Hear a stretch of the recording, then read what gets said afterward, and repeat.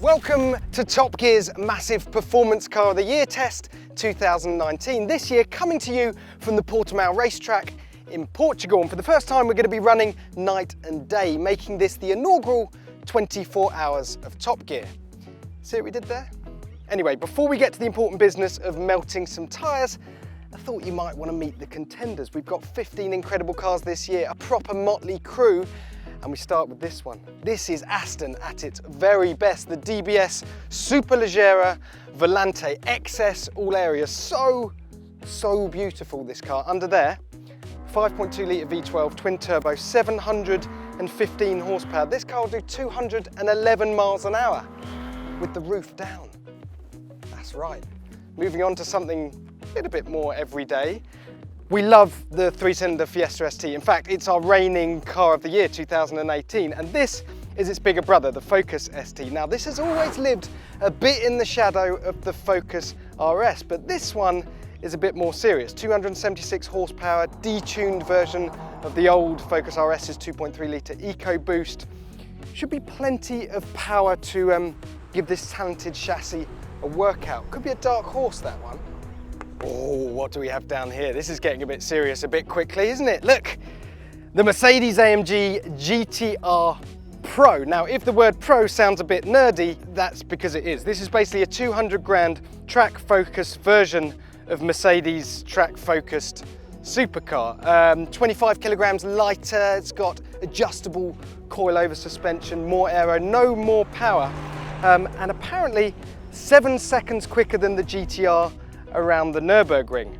More importantly though, it looks 7 times meaner than anything else here.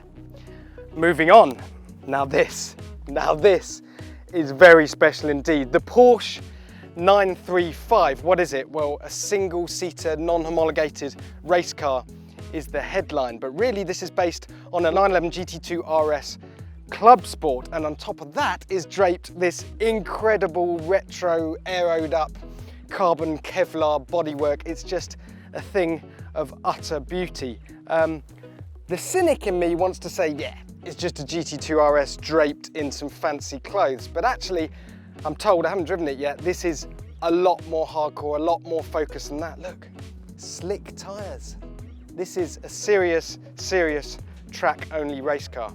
Moving round here, the Mercedes-AMG A45 S. Now, to call this thing a hot hatch isn't quite right really. Hyper hatch is more fitting because AMG have managed to squeeze 415 horsepower from a 2 litre turbo. So it'll do 0 to 60 in under 4 seconds, 167 miles an hour, this thing.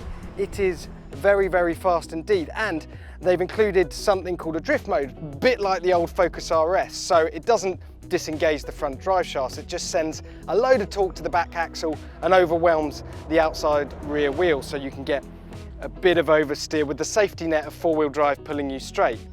That's the theory at least.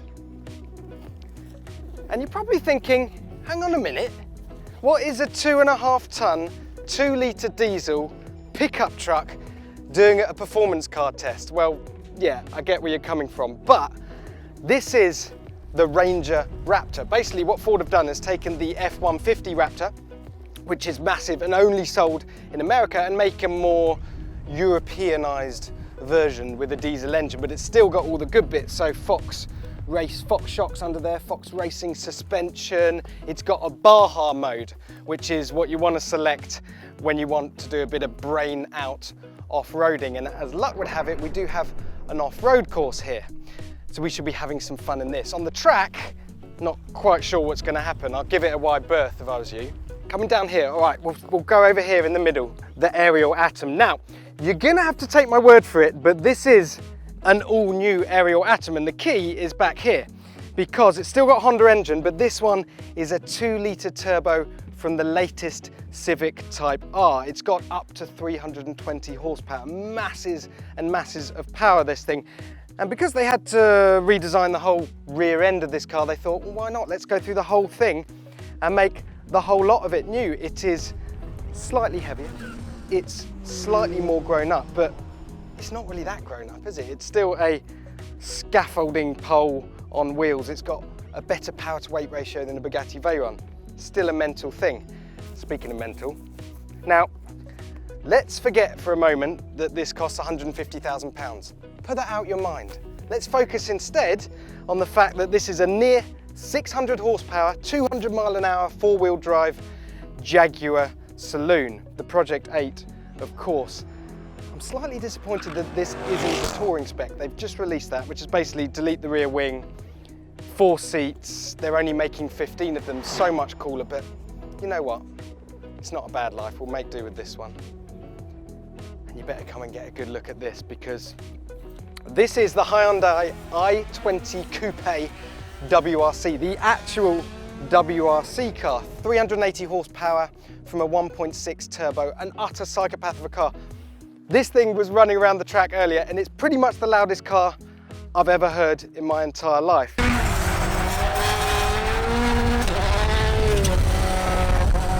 We got it set up gravel spec here, so it's ready to monster the off-road course we've got here at Portimao, but also it's absolutely hilarious around the track, four-wheel drifting everywhere. An honour and a pleasure to have this in attendance. What do we have here? The Tesla Model 3 Performance, the darling of the EV world, of course. Massively quick in a straight line.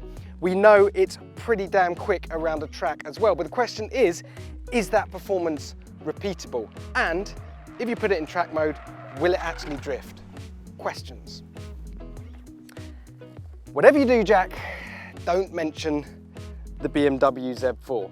I'm not going to mention it, I promise, because this is not a BMW, it's the new Toyota Supra. 335 horsepower, inline 6 engine, rear wheel drive, 2 seats. The return of a legend, and I suspect the chariot of choice for aspiring drifters. Now you're going to have to do a 180 for this one.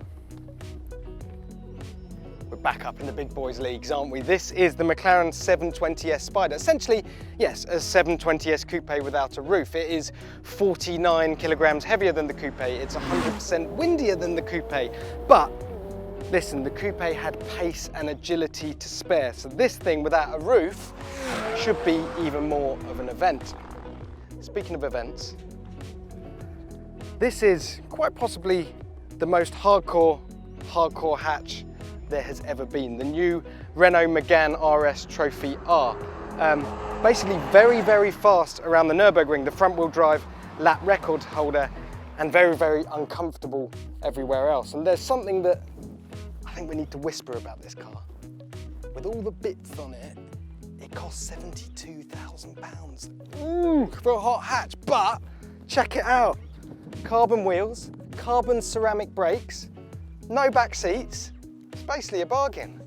Ladies and gentlemen, we are in the presence of greatness. This is the VW IDR, the record holder at Pikes Peak, the fastest car ever up the Goodwood hill climb, and the second fastest car ever around the Nürburgring, with a not too shabby time of just over 6 minutes. This thing, what is it, 670 horsepower, so much torque, but it only weighs 1,100 kilos. That's pretty much a Renault Alpine, give or take a large sandwich. It's just utter violence every time you stamp on the throttle, and I can't actually believe that we convinced them to bring it along. This car is the torchbearer for the electric revolution. And last but not least, we have the Porsche Cayman 718 GT4. We're going to ignore those numbers 718 because for us that represents the 4-cylinder engine that we don't like very much. But this is the GT4, the new GT4. And the question with this car is, can Porsche improve on perfection? We love the last model so much.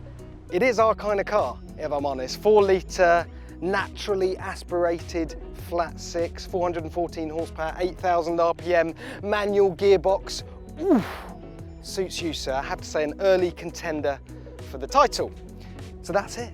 Those are the cars of Picoti 2019. How on earth we're going to pick a podium from all that lot, I'm not sure, but that's the beauty of tests on this scale, isn't it? Leave your preconceptions at the door, just go out and drive the things, and the cream will rise to the top. But what a set of cars.